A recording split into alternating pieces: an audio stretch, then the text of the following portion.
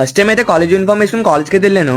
అసలు మ్యాటర్ ఏంటంటే college uniform లో అయితే ఒక్కొక్కరు భలే ఉన్నారనమాట. ఫస్ట్ టైం అయితే నా కాలేజ్ లో అయితే చిరాకు అనిపించింది. ఎందుకంటే మన సెకండ్ ఇయర్ అయితే ఎగ్జామ్స్ అయితే జరుగుతున్నాయి కదా, పొద్దున్న నుంచి మధ్యాహ్నం వరకు అయితే వాళ్ళకి ఎగ్జామ్స్ అయితే జరుగుతాయి. మధ్యాహ్నం అయితే మా కాలేజ్ అయితే ఉంది. ఎవడన్నా చదువుకోవడానికి అయితే లైబ్రరీకి వెళ్తారు, మేమైతే ఆడుకోవడానికి అయితే వెళ్తాం లైబ్రరీకి అయితే. నా గణేష్ కూడా అయితే లైబ్రరీకి వస్తారు కానీ ఏదో బుక్ తెస్తాడు, అది ఏం చదువుతారో కూడా తెలియదు కానీ బుక్ మాత్రం ముందు అయితే ఉంటది. కాలేజ్ లో అయితే జిమ్ కూడా ఉంటది. జిమ్ డోర్లు తీసిలేవని చెప్పి మాడైతే ఇటుకలు అయితే మోసేస్తున్నాడు. ఇటుకలు మోతున్న వ్యక్తి మీకు తెలిసినట్టయితే కామెంట్ అయితే చేసేయండి. గేమ్స్ పీరియడ్ అయితే ఇచ్చారు, గేమ్స్ ఆడదామంటే షటిల్ ఒకటి ఉంది. మన క్రికెట్ తప్ప మనకి ఏం ఆడడమే రాదు. మా స్వామి అయితే T20 ప్లేయర్ అనమాట. మా స్వామితో ఆడడం చాలా కష్టం, మేము కూడా ఆడలేకపోయాం మా దగ్గర బ్యాట్ లేక.